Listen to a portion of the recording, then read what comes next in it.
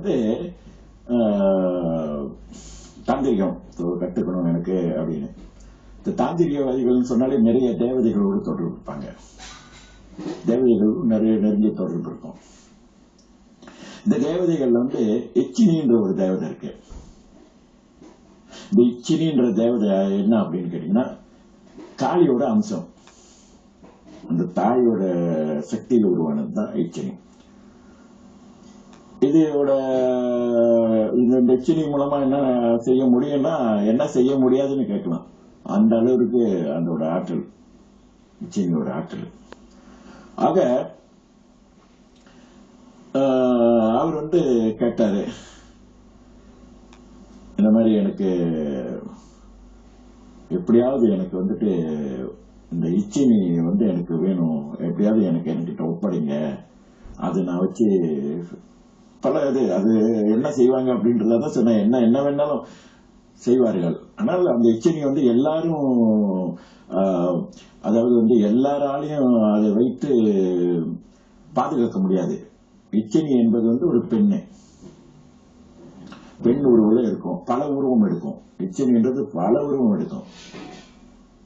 ஆனால் நீங்கள் கட்டுப்பாடு இல்லை என்றால் கொஞ்ச நாளிலேயே உங்களோட கதை, நான் சொன்ன மாதிரி சில விஷயங்கள்லாம் கொஞ்சம் அப்படியே வெட்டி வெட்டி நான் பேச வேண்டியதா இருக்கு, எல்லாத்தையும் சொல்ல முடியல. அந்த மாதிரியான விஷயங்கள். ஏன்னா இது பகுத்தறிவுக்கு நான் சொன்னது போல பகுத்தறிவுக்கு எட்டாத விஷயங்கள். அப்ப அவர் என்ன சொன்னாரு, சரி நீ இவ்வளவு கேட்கிற, உனக்கு எந்த ஒரு பிரார்த்தமும் கிடையாது, உனக்கு வந்து தாந்திரா படிக்க கூட இல்லைன்னு. அவரு காலில் உழுது அழுது எனக்கு எப்படியாவது உதவி பண்ணுங்க, என்னோட ரொம்ப வறுமை நிலையில இருக்கேன், எனக்கு இந்த மாதிரியான ரொம்ப கஷ்டத்துல இருக்கேன் அப்படின்னு சொல்லிக்கொண்டு இருந்தாரு. சோ அவரும் சரி சரி சொன்னாரு, சரி உனக்கு நான் வந்து ஒரு வாய்ப்பு தரேன், உனக்கு வந்து நான் வாய்ப்பு தரேன். என்ன அப்படின்னு, கடற்கரை ஓரத்துல என்னை போய் பௌர்ணமி அன்றைக்கு அந்த இச்சினியை நான் அனுப்புறேன் உங்ககிட்ட, நீ வேற ஒண்ணுமே செய்ய வேண்டாம். அந்த இச்சினி வரும், ஒரு பெண்ணு ரூபத்துல வரும், வந்து உன்கிட்ட வந்து தண்ணி குடிக்கிறது, தண்ணி கேட்கும், அந்த தண்ணி கொடுத்துரு, அது கொடுத்துட்டுனா அது உனக்கு வசமாயிரும் அப்படின்னு. சரின்ட்டு போறாரு. இரவு 12 மணி, ராத்திரி 1-2 மணிக்கு கடற்கரை ஓரத்துல பௌர்ணமி இன்னைக்கு உட்கார்ந்துருக்காரு. அங்க ஒரு பெண்ணு வருது, மிக மிக அழகான பெண்ணு. பார்த்தோம்னா அப்படியே கிட்ட வந்து நின்று தண்ணின்னு கேட்குது, ஒரு உடம்பு அப்படி கடன்னு ஆடுது. கடைசி வரையும் 3 முறை கேட்குது, அதுக்கு மேல கேட்காது. 3 முறை கடிச்சு தண்ணி கூட கையேந்தி ஒரு ஆட்டம் தான் ஆடிட்டு இருந்துச்சு, கடன்னு மறைஞ்சிருச்சு. ஏன்னா அந்த தகுதி இல்ல. அப்புறம் திரும்ப போனாரு, என்ன இப்படி பெண் உருவத்தை பார்த்து நானு எனக்கு என்ன மறந்துட்டேன், நானு அந்த மயக்கத்தில் தான் என்னால கொடுக்க முடியல அப்படின்ட்டாரு. சரி இன்னொரு முறை உனக்கு வாய்ப்பு தரேன் அப்படின்னாரு. இது உண்மையாகவே நடந்த விஷயம், இது உண்மையாவே நடந்தது. 2வது முறையாக என்னாச்சுன்னா, பௌர்ணமி பௌர்ணமிக்கு போய் கடற்கரையில் இருந்தேன். சரி உனக்காக வேண்டி வயசானவங்களா நான் போக சொல்றேன் அப்படின்னு. வயதான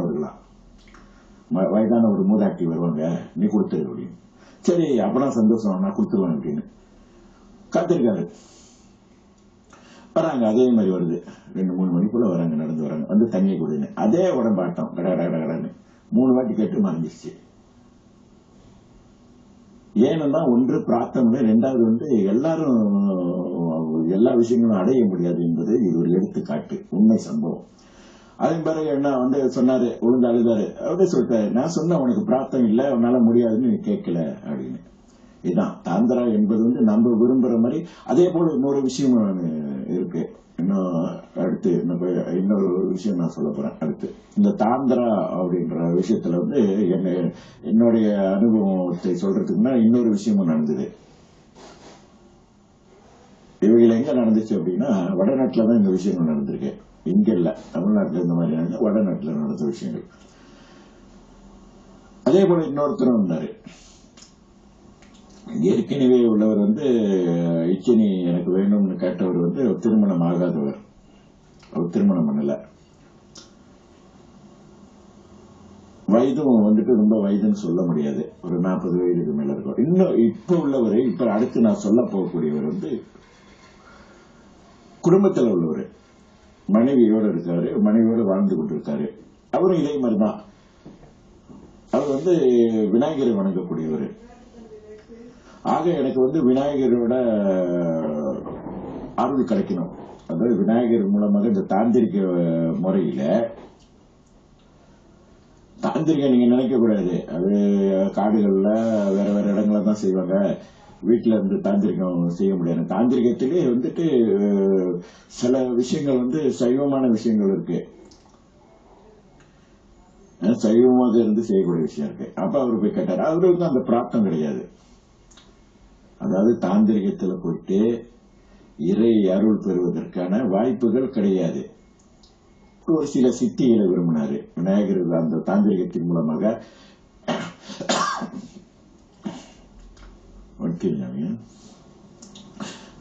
தாந்திரிகத்தின் மூலமாக சென்று சில சித்திகளை விரும்பினாரு விநாயகர் மூலமாக. காட்சி காண்பது என்பது வேறு விஷயம், சித்திகள். அப்ப என்ன செஞ்சாரு, குருநாதர் எவ்வளவு சொன்னாரு, உனக்கு அந்த பிரார்த்தம் இல்ல அப்படின்னு சொன்னாரு. பிரார்த்தம் கிடையாது. ஆக நீ இதுல முயற்சி செய்யாத. தாந்திரா என்பது உயிருக்கு மிக மிக ஆபத்தாக போய் முடிஞ்சிடும். உனக்கு அந்த அமைப்பே கிடையாது அப்படின்னு சொன்னார். அவர் கேட்கல. இல்ல எனக்கு எப்படியாவது எனக்கு கற்றுக் கொடுங்க. அதன் மூலமாக நான் சில ஞான நிலையெல்லாம் வந்துக்குவேன். அதே சித்திக்காக சில, அது என்ன சித்தி எதுன்னா நான் இதுல சொல்லல. ஆனா எனக்கு தெரியும் அந்த மாதிரியான சித்திகள் கேட்கணும் அப்படின்னு. அது விநாயகர் மூலமா தான் பெறணும், அவர் மூலியமாவே எனக்கு கிடைக்கணும் அப்படின்னு. அவர் சரின்னாரு. நான் சொன்னது போல சைவமாக இருந்து செய்தாலும் அதே மாதிரி ஒரு அச்சரங்கள்லாம் எழுதி, தகடெல்லாம் எழுதி, அதுக்கு வேண்டிய பூஜைகள்லாம் செஞ்சு கொடுத்துட்டாரு. குடும்பத்தில் இருந்தாலும் தனிமையா இருக்க வேண்டும். அதுக்கு தனி அறையில் இருக்கணும். தனி அறையில தான் நித்திரை செய்யணும். குடும்பத்தோடு மனைவியோடு எந்த தொடர்பும் வைத்துக் கொள்ளக்கூடாது, எந்த சம்பந்தமும் வைத்துக் கொள்ளக்கூடாது. முடிந்தால் நீ தனியாக வேற வேற இடத்துக்கு போகணும். இல்ல நான் வீட்டில இருந்து செஞ்சுக்கிறேன், வீட்டில இருந்து நான் தனிமையில இருந்து நான் இந்த பூஜையை மேற்கொள்கின்றேன் என்று சொல்லிட்டாரு. அவர் எவ்வளவு சொன்னார், கேட்கல. இல்ல நான் செஞ்சுதான் ஆகணும்னு. அப்ப சொன்னார் சரின்னு அதுக்குள்ள மந்திர உபதேசமும் பண்ணிட்டாரு. ஆக இவரும் செஞ்சுட்டு வந்தாரு. சொன்னார் 48 நாள் நீ முத செய் அப்படின்னு. 48 நாள் செஞ்சாரு. 48 நாள் செய்து முடிஞ்சது. எந்த ஒரு மாற்றமும் இல்லை.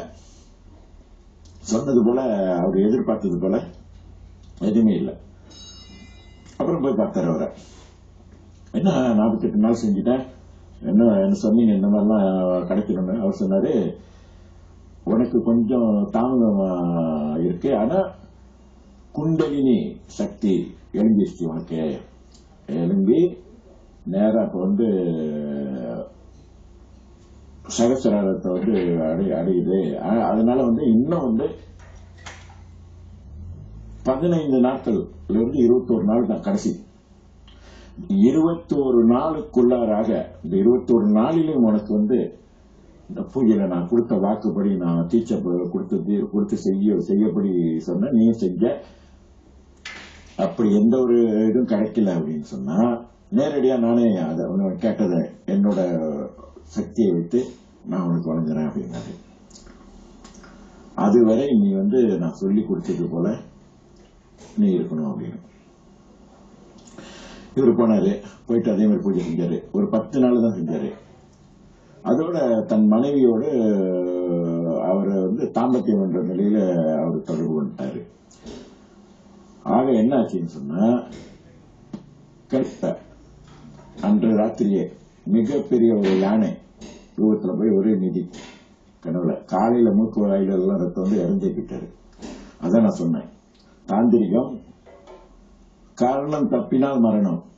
இது உண்மையான நடந்தது 2 விஷயங்களும். அதனால தாந்திரிகம் இதுதான் உண்மையான தாந்திரிகம் என்று இதுதான் உண்மையான வழிமுறை. அதை விட்டுட்டு இங்க வெளிநாடுகள்ல சொல்ற மாதிரியான தாந்திரிகம்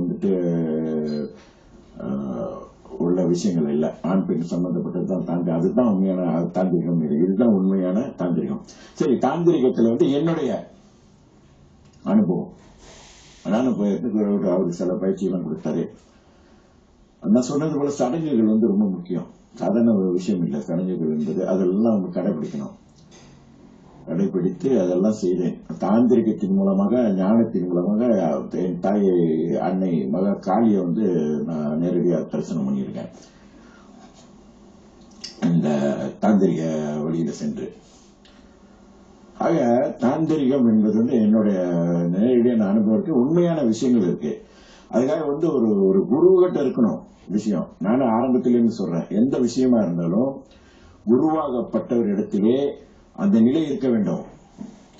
நிலை இருந்தால்தான் நாம் அந்த நிலையை அடைய முடியும். ஆக இப்ப தாந்திரிகத்தை பற்றி ஓரளவு தான் சொன்னேன். அது எப்படின்னா,